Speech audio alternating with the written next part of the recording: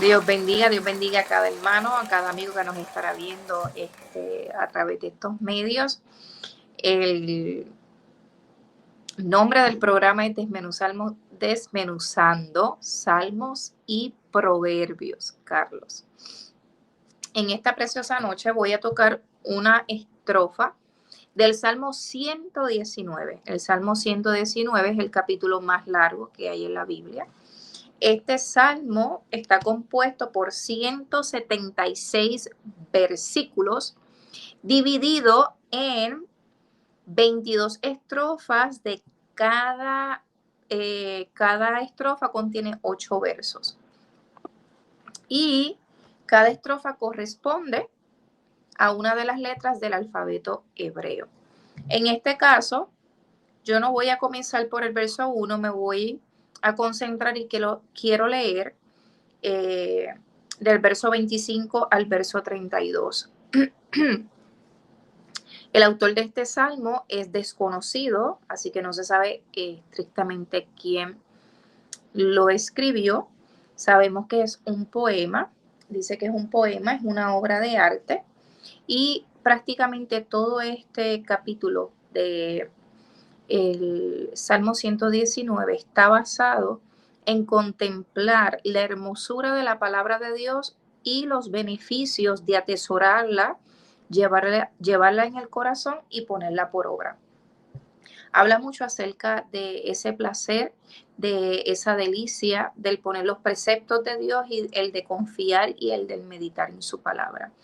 En este salmo está ese verso muy conocido, con quien limpiará el joven su camino, con guardar su palabra, entre otros tantos.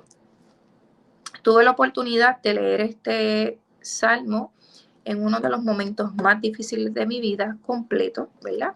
Leerlo completo, porque uno siempre lee a veces algunos versos, algunas estrofas, pero tuve la oportunidad de leerlo completo y de leerlo como si fuera mi oración. Así que cuando lo leí, prácticamente vivía lo que estaba leyendo.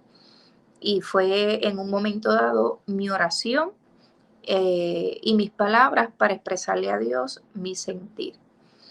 Porque en momentos dados hay a veces que no tenemos palabras, que nos faltan palabras para poder orar, y para eso tenemos la palabra.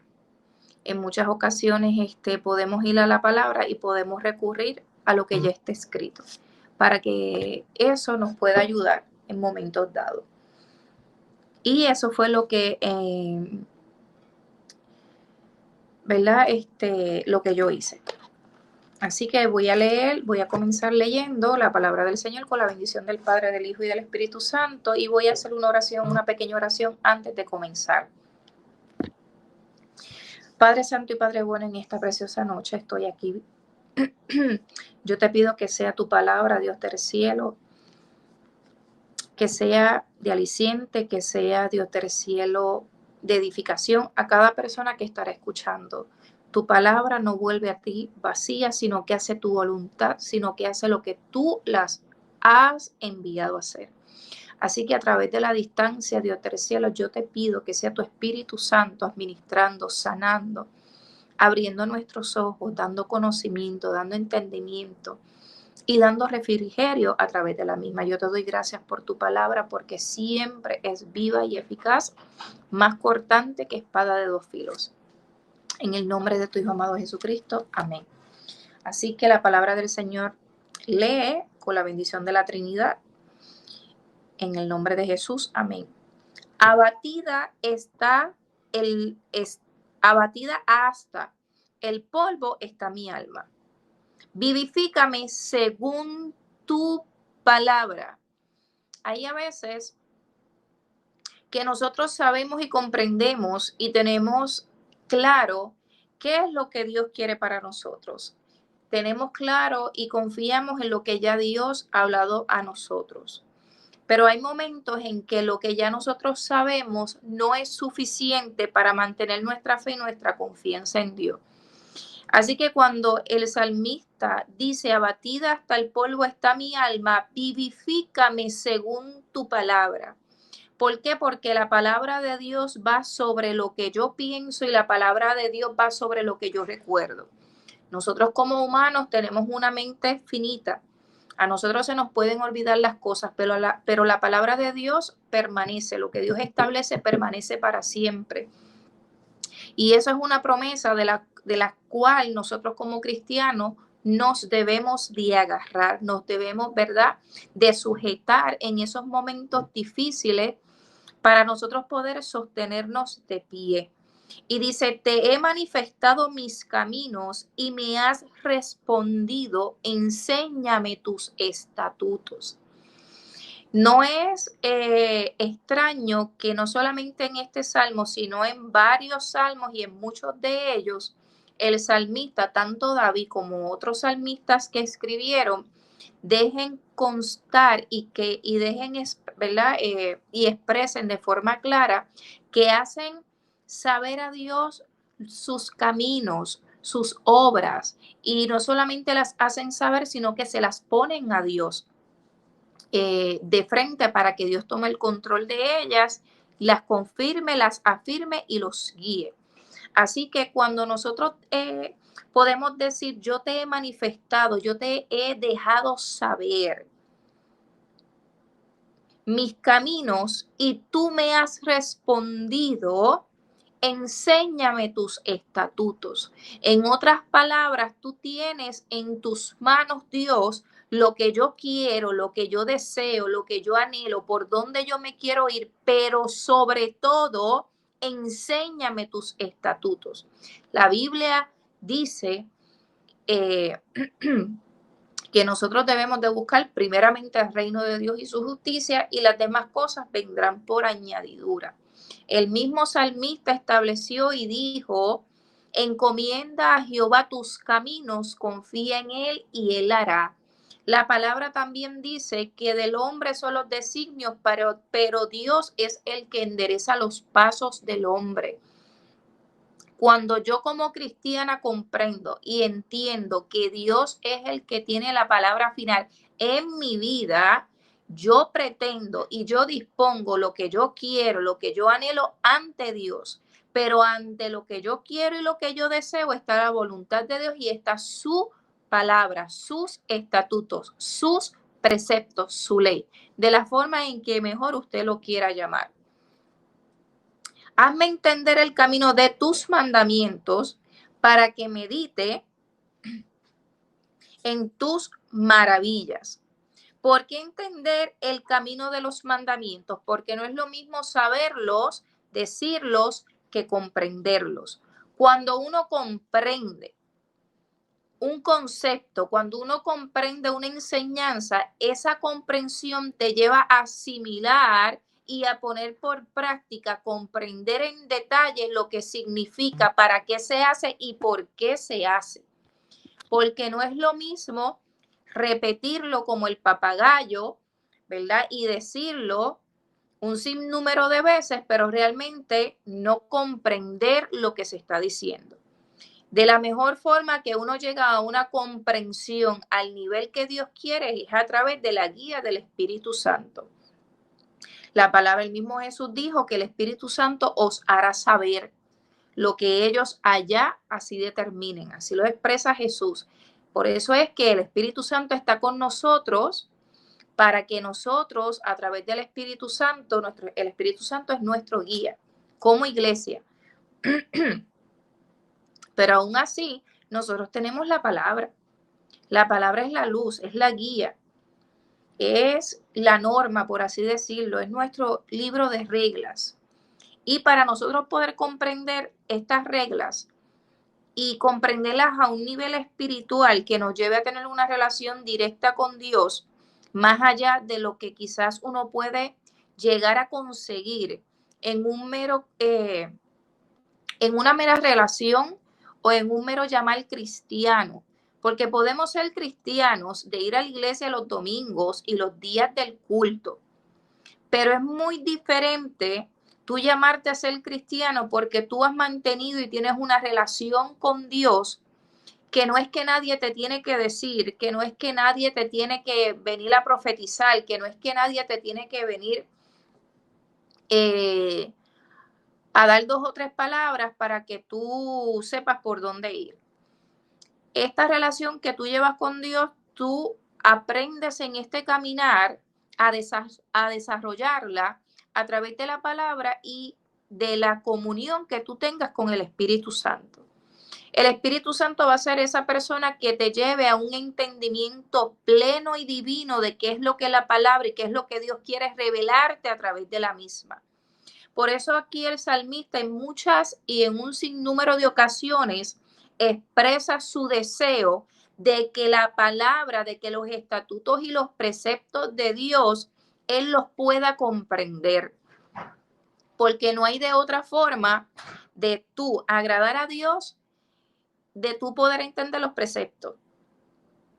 Porque de qué vale que uno siga una regla por seguirla, porque todo el mundo la sigue, pero no comprende el por qué y el para qué. Y si es necesaria y si realmente es lo que Dios quiere y no es lo que el hombre quiere. Por lo tanto, es bien importante que nosotros seamos enseñados más que por todo lo que nosotros podamos aprender aquí en la tierra a través del Espíritu Santo. Y el mismo Espíritu Santo nos va a revelar a través de la palabra enseñanzas. Y es hermoso nosotros poder escudriñar la palabra y que sea el mismo Dios hablándonos a través de ella. Dice, se deshace mi alma de ansiedad, susténtame según tu palabra.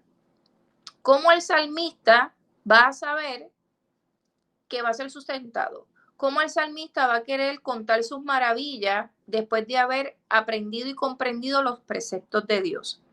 ¿Por qué en medio de la ansiedad la palabra y los preceptos van a sostener? Si tú no comprendes a través de la palabra que Dios tiene un sinnúmero de promesas para ti, y esto no quiere decir que nosotros vayamos a coger promesas que hay en la Biblia, que ocurrieron o cosas que pasaron individuales, porque esto lo he escuchado mucho, y las quieren acuñar como que son promesas de Dios generales. En la Biblia hay muchísimas promesas, hay muchísimos versos que alientan, que dan fe, que te ayudan a permanecer, que nos hablan cómo es el poder de Dios obrando en nosotros en las diferentes fases de nuestra vida. Tenemos a un Elías que se metió en una cueva, que estaba depresivo, que le pidió a Dios morirse, que le pidió a Dios que se les revelara en diferentes formas y quería ver a Dios obrar en el fuego o obrar en el torbellino o obrar en el terremoto, mas sin embargo Dios se le manifestó en un silbo apacible. Tenemos a David que pasó por depresión también, y esto lo digo, la Biblia no especifica que fue que pasó por una depresión, pero uno sí lo puede identificar por la forma en que se expresaba y se sentía, y por los procesos que pasó, que son, que conllevan a una persona, a un ser humano normal, a caer en lo que se conoce actualmente como lo que es una depresión, por ajuste. O por procesos de ansiedad o por procesos de dolor, que es normal. Quizás la gente ve y escucha esta palabra y tiene una connotación negativa para muchas personas, pero a través de la Biblia podemos identificar muchas personas, hombres y mujeres de Dios, que pasaron por procesos difíciles, que hoy en día le podemos dar un diagnóstico, por así decirlo. Tenemos el profeta Isaías. A través del libro del profeta Isaías podemos encontrar un sinnúmero de promesas que Dios le hace al pueblo de Israel, pero también le hace a aquellos que creen y confían en Él. Hay unos versos que a mí me encantan de los pasajes o de los capítulos de Isaías. Uno de ellos es que Dios da esfuerzo, que Dios multiplica las fuerzas al que no tiene ninguna. Que que te da fuerzas a tal forma que te rejuvenezcas como el águila. Los jóvenes fatigan y se cansan, pero los que esperan en Jehová tendrán nuevas fuerzas, correrán y no se cansarán, caminarán y no se fatigarán. Son promesas que para nosotros en momentos difíciles, cuando las acuñamos, cuando las hacemos nuestras, porque están ahí para todo el mundo, para los que creen, para los que quieren arreguindarse de su palabra, de su sustento, en ese momento difícil le dicen: Dios, por mis propias fuerzas no puedo, pero tú dices en tu palabra que tú das fuerzas, que tú multiplicas las fuerzas al que no tiene ninguna, que tú haces que yo me rejuvenezca como el águila. Y no estoy hablando de que nosotros vamos a caer en un juego de palabras, que nosotros creamos que nosotros somos los que lo estamos haciendo, sino es el poder que tiene la palabra, que ya está establecida, que cuando nosotros la confesamos por nuestra boca, tiene un efecto en nuestra mente, en nuestro corazón y en nuestro espíritu.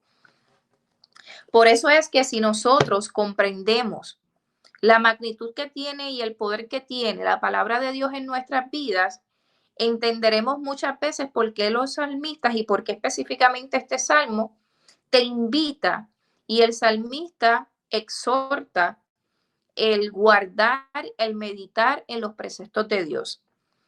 Aparta de mí el camino de la mentira, y en tu misericordia concédeme tu ley. En tu misericordia concédeme tu ley. En tu misericordia.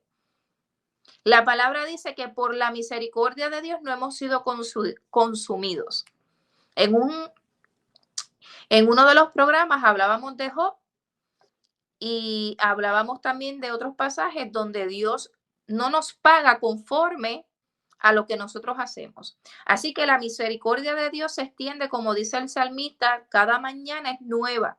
Sus misericordias son nuevas cada mañana, y en ese amor y en esa misericordia nosotros pedirle a Dios que nos aleje de la mentira. La mentira es un mal que aqueja al ser humano y que le permite vivir una fantasía dentro de una realidad. ¿Por qué digo una fantasía dentro de una realidad? Y son dos cosas totalmente opuestas, porque la persona que normalmente tiende a mentir o que cree vivir en un, ¿verdad? Crea un estado ficticio en su vida. Tal es la mentira que se dice constantemente que se cree, que piensa realmente que la mentira que está viviendo es su realidad.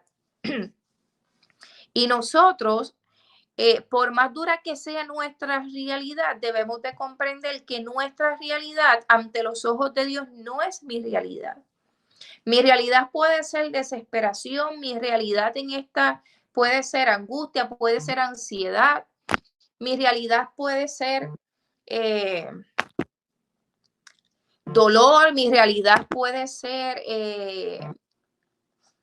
falta de fe, porque creo que es así, pero ante la realidad de Dios, Dios lo que ve es un proceso que va a sacar de ti lo mejor.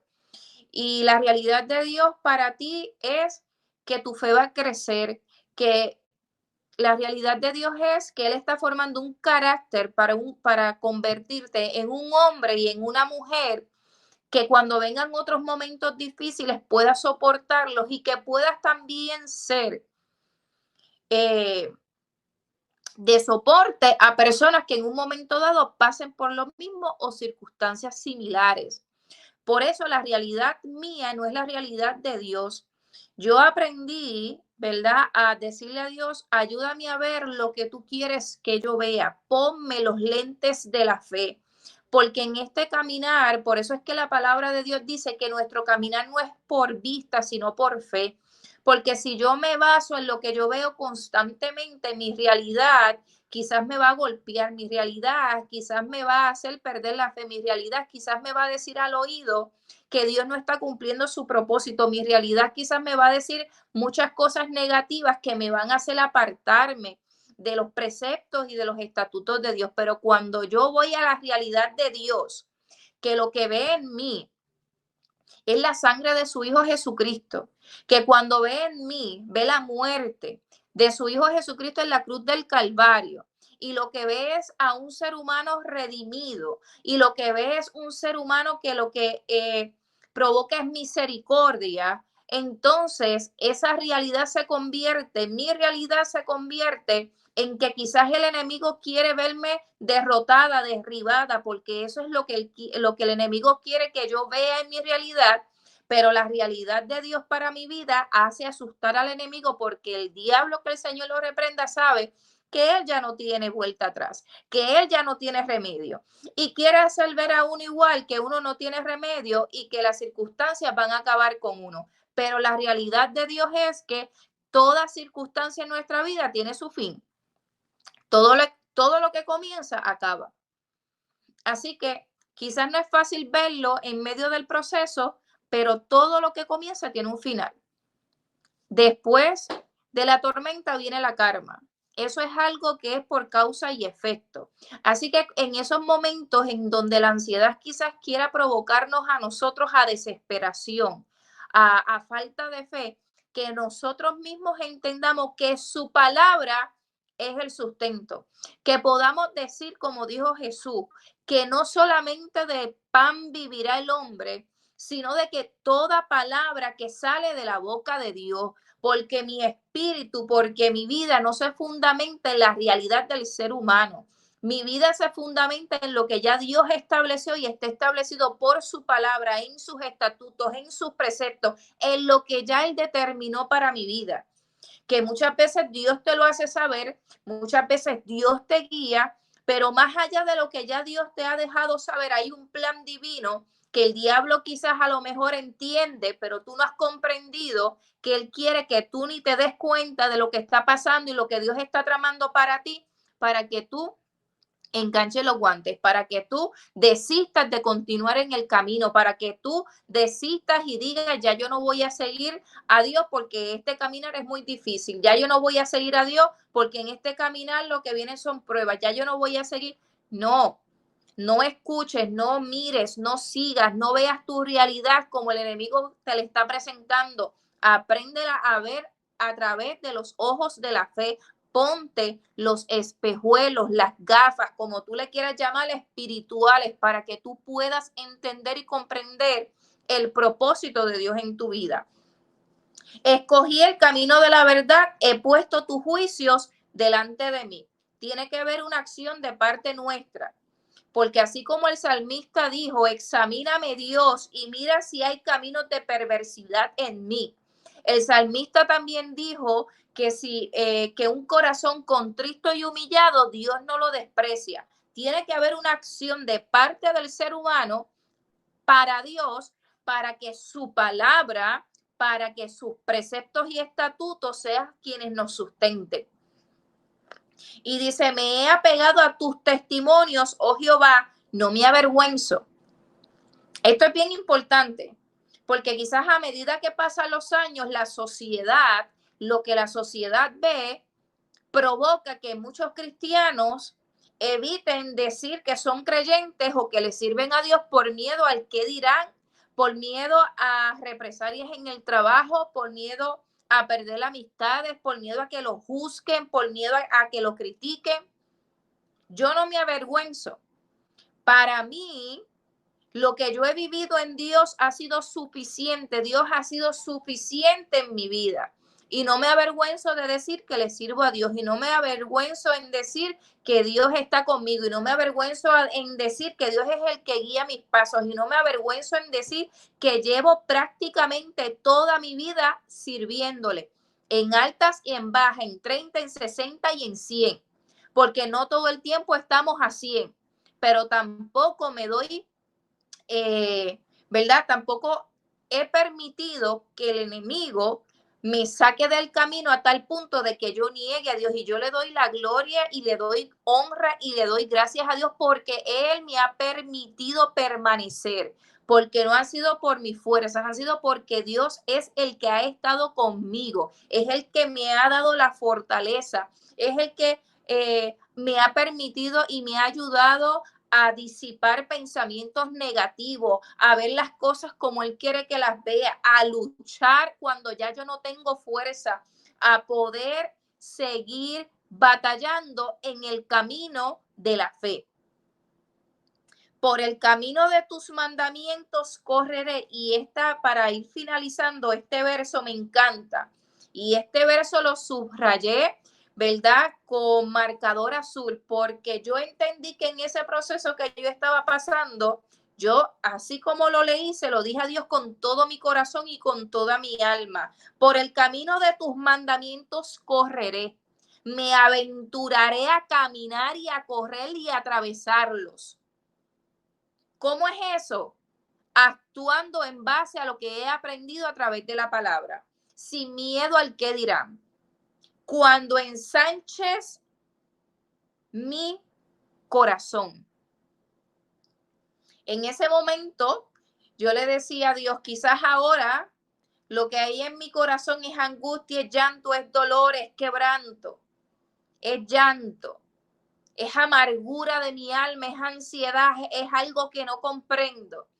Pero cuando tú me permitas volver a reverdecer como la vara de Aarón, yo correré por tus estatutos, yo correré por tus mandamientos, me deleitaré cuando tú ensanches mi corazón. Y la palabra en Proverbios dice que el corazón alegre hermosea el rostro. El espíritu alegre, perdón, hermosea el rostro. Así que cuando el espíritu nuestro está angustiado, cuando nuestro espíritu está en congoja, cuando nuestro espíritu está apagado, se nota en nuestro semblante espiritual. Se nota. Yo no sé si ustedes han podido ver a personas que tú dices, a esta persona le pasa algo, está diferente. Pero qué bonito es nosotros poder decir, cuando tú, Dios, ensanches mi corazón, cuando tú vuelvas a poner cada pieza en su lugar, cuando tú vuelvas a sanar las heridas, cuando tú vuelvas otra vez a darle la forma, porque nos podemos poner como el alfarero, como esa vasija en las manos del alfarero, que muchas veces, ¿verdad? Como dice el himno, que me caí de la rueda, pero mantente dándole forma a este barro. No importa cuántas veces tú tengas, ¿verdad? Cuántas veces Dios tenga que darnos forma, lo importante es que Dios se mantenga trabajando en nosotros. Y esta obra que Dios ha comenzado en nosotros no se terminará hasta que Cristo venga. Porque la buena obra Dios la perfeccionará día tras día en nuestras vidas. Pero qué bonito es comprender y entender que son sus preceptos, que son sus mandamientos los que nos permiten alegrarnos, los que nos permiten acercarnos a Él y los que nos permiten permanecer cuando nosotros nos deleitamos a través de ellos. Yo he aprendido con el paso del tiempo a ver la palabra como si fuera una comida y yo degusto de ella y yo la saboreo y a mí me gusta, así como cuando yo como algo que me deleita, a mí me gusta saborearla. Por eso fue que el tema que le puse al programa cuando hablé con mi hermano Carlos fue desmenuzando salmos y proverbios. Porque cuando tú desmenuzas algo, es que tú le estás sacando, ¿verdad? El extracto. Es porque tú vas a buscar lo mejor. Es porque tú quieres hacer, no quieres dejar nada. Como si fuera, ¿verdad? Cuando uno está comiendo, que uno desmenuza. Que uno cuando uno está comiendo pescado, aquellos que les gustan comer pescado, que uno deja el pescado, ¿verdad? En la espina, porque uno desmenuza el pescado y le saca la carne del pescado para dejarle el pescado en la espina. Así que espero que esta palabra sea de bendición. Espero, no, yo sé yo sé que va a ser de bendición porque es la palabra de Dios. Y ¿a quién? No sé. Eso sí que no lo puedo, no lo sé, ¿verdad? No lo puedo saber, pero Dios todo lo sabe. Para Dios siempre hay propósitos y ya sea hoy o en algún momento dado que la persona que esté viendo esta pequeña reflexión, este video sobre este programa, pueda sentirse edificado y pueda entender que a través de la palabra nosotros nos podemos poner esos lentes, esas gafas para poder ver el propósito de Dios en nuestras vidas y regocijarnos en el Dios de nuestra salvación. Así que Dios me lo bendiga mucho. Les agradezco, ¿verdad?, su tiempo, agradezco al hermano Carlos y doy gracias y honra al Señor. Voy a hacer una oración de finalización. Amantísimo Dios y Padre Celestial, te doy gracias en este momento, Señor. Gracias por la palabra que pude traer, por este salmo precioso. Yo te pido que sea Dios del cielo ella haciendo su efecto a cada vida que estará escuchando estas palabras. Yo sé que tú tienes propósitos y que tú te mueves a través de la distancia, Señor. En el nombre de tu Hijo amado Jesucristo, yo te doy gloria y honra, Señor, porque tú te la mereces. Amén, amén. Así que Dios le bendiga mucho y será hasta el próximo viernes, si así Dios lo permite y si Cristo no viene. Que Dios me lo bendiga mucho.